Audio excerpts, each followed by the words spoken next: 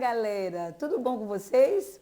Nossa, estou muito feliz, viu, de estar de novo aqui com vocês, para que a gente possa concluir esse assunto sobre independência, né? Lembra que na outra aula eu falei para vocês que a gente ia ver alguns processos que deram a independência do Brasil? Pois é, hoje a gente vai ver a conjuração mineira e a conjuração baiana. Eu, particularmente, eu adoro esses dois, assim, sabe? Esses dois assuntos, porque foram os primeiros, assim, movimentos que realmente queriam, assim, né?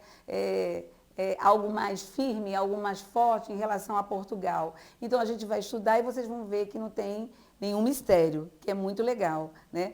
Eu, como professora de História, também não vou mentir para vocês. Tem assuntos que realmente, né, que a gente acha que é meio assim cabuloso, meio chatinho. Gente, mas é preciso. Né? É muito importante que nós conhecemos a nossa história, né? Porque tu já pensou, se ninguém se interessar pela história, como é que vai ser?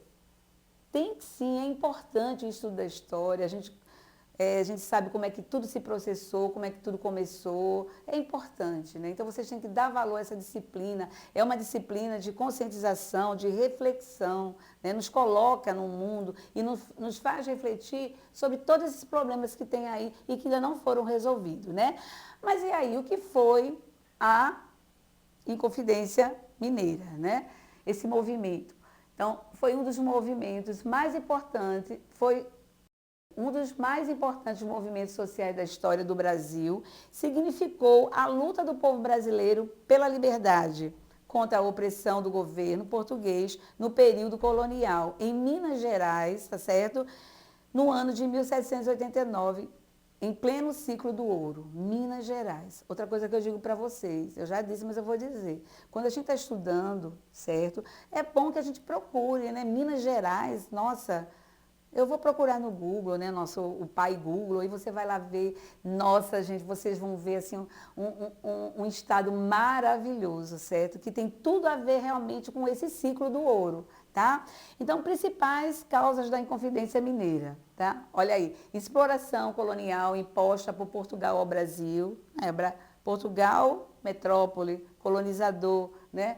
Medidas autoritárias, medidas assim, como eu já falei para vocês, na questão de impostos, e aqui está relacionada a questão do ouro também, né? Como a gente está vendo aqui, ó, a cobrança do quinto pelos portugueses, né? Tinha que ter uma cota para daquele garimpo da procura do ouro. Eu acho que você se lembra, vou dar um pulinho lá atrás, quando o Brasil foi descoberto, né? O que eles queriam logo aqui? Descoberto entre aspas, né? Eles vieram em busca de metais, de ouro. Não encontraram a princípio, aí foram lá para a questão do pau-brasil, né? Mas passa-se assim o tempo e eles realmente descobrem, acham aquilo que ele tanto quer e é o ouro. E esse ciclo do ouro foi algo assim, uma tormenta, certo?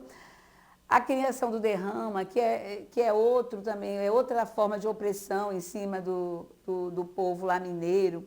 O desejo da elite participar ativamente das decisões políticas do país, certo? A elite, como sempre, né, ela quer participar. E como é colônia, eles não têm muito poder assim. E a influência do iluminismo. Eu me lembro que quando eu falei para vocês sobre o iluminismo, eu falei do iluminismo na influência em outros locais e eu disse para vocês, o iluminismo vai influenciar na questão da Inconfidência Mineira. Quem foram os inconfidentes? Cláudio Manuel da Costa, minerador e poeta. Eu quero que vocês observem assim, qual era assim, a profissão deles, né? Cláudio Manuel da Costa, minerador e poeta, certo? Tomás Antônio Gonzaga, poeta e magistrado. Carlos Correia de Toledo, padre e minerador.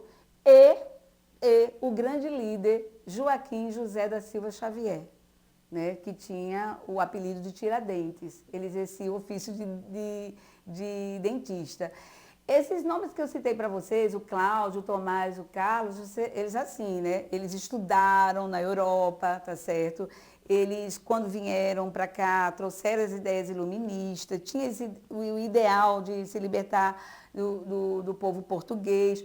O único que era menos favorecido era justamente Joaquim José da Silva Xavier. Ele era um autodidata, tá certo? Também a gente não vai dizer que ele não sabia das coisas, ele sabia. Ele só não tinha o saber oficial, né, de estudar numa universidade, de se aprimorar mais. Mas a gente sabe, né, que os saberes são muitos, né? Então, eles são vários. E ele era um autodidata, certo? E eles, junto com esses aí, eles vão provocar, né, esse movimento. E os objetivos desse movimento, da Inconfidência Mineira, era o quê? Acabar com a monarquia, nossa, vê, acabar com a monarquia e implantar uma república, era peso, viu? Acabar com a monarquia e implantar uma república, terminar o monopólio comercial com Portugal, né? Assim, não queremos mais estar fazendo negócio, a gente mesmo aqui, que a gente mesmo vai resolver nossos problemas econômicos, acabar com os impostos abusivos, que é algo que até hoje mexe com a gente, né, trabalhador. Os impostos no Brasil sempre foram abusivos, sobre a produção mineradora e fundar uma universidade em Vila Rica. Esses eram os objetivos da Inconfidência Mineira, né? Mas, infelizmente, não terminou bem, né? Alguém traiu o movimento, né? Olha, o movimento foi denunciado ao governador da capitania de Minas, por Joaquim Silvério dos Reis, tá certo? Que devia a coroa. Então, para se livrar, denunciou lá os companheiros, né? Infelizmente, sempre tem alguém que denuncia, que entrega, né? Um X9 na linguagem de hoje, né? Informado sobre a conspiração, o governador suspendeu a derrama e ordenou a prisão dos envolvidos. Todos foram presos, tá certo? Mas, como sempre, a corda, né, foi para o mais fraco, que foi Joaquim José da Silva Xavier. Muitos participantes da conjuração foram presos, julgados e condenados. 11 deles receberam pena de morte, mas a rainha de Portugal, Maria I, mudou a punição para o exílio perpétuo, né? Então não ficariam presos, mas iriam exilados para outros lugares, certo? Em colônias portuguesas. Na África, só Tiradentes teve a pena da morte mantida, né? E como era uma prática do Brasil colônia, certo? Aquele que era condenado, no caso aqui de Tiradentes, né, ele foi enforcado em praça pública, né, fazer um espetáculo de terror para que ninguém ousasse tentar de novo desafiar a colônia. Então ele foi enforcado e depois teve seu corpo esquartejado e distribuído para a cidade. Já pensou que horror, né? Nossa, mas isso era uma prática, certo? Teria que mostrar isso para ninguém ousar fazer de novo, né? E assim terminou esse movimento contra a colônia. Acabou assim, né? Quase 10 anos após a Conjuração Mineira, que é assim também conhecido, Inconfidência Mineira ou Conjuração Mineira, ocorreu um novo movimento, dessa vez na Bahia, né? Bem pertinho aqui da gente, Bahia, Nordeste, certo? E a gente vai perceber aqui, ver os participantes, eu quero que vocês percebam. Ó, alfaiates, tá certo? Já são pessoas mais simples, né? Alfaiates, pedreiros, sapateiros, soldados e escravos. Veja que, mas tinha líderes maiores, assim, que estudaram fora. Tanto a Inconfidência Mineira como a Conjuração Baiana, ela tem pessoas que estudaram e que trouxeram para cá essa questão do iluminismo. Agora, a Conjuração Baiana, ela tem uma coisa importante que ela vai pedir o fim da escravidão, coisa que a Confidência Mineira não conseguiu, né? Então, os planos dos revoltosos, independência da Bahia, olha só, independência da Bahia, do domínio de Portugal, só a Bahia, só a Bahia. Estabelecer a abolição da escravatura, né? Então, o fim da escravatura, isso é uma coisa que marca, né? Que em Minas não teve.